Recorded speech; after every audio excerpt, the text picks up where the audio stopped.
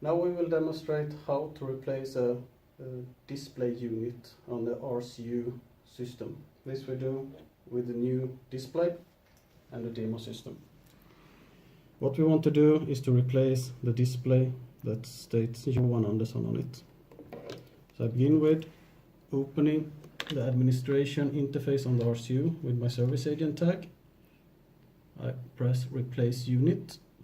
Here I get the list over the bus on the RCU with connected units to it, and I know that the display is placed on bus number 1.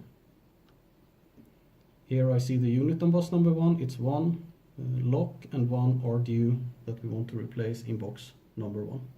So I select RDU and we get an overview, and yes, I want to replace a unit.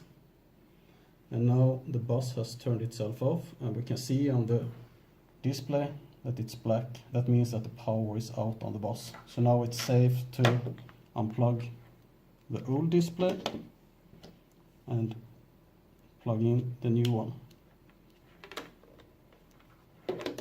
And then, I confirm that the switch is down and I wait for the bus to restart.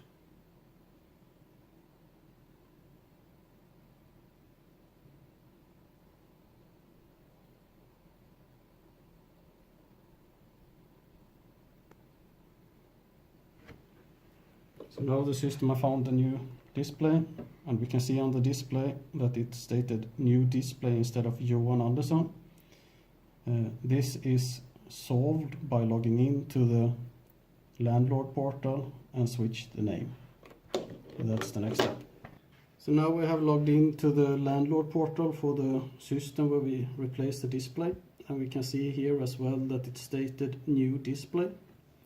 So what we can do now is to change it back to Johan Andersson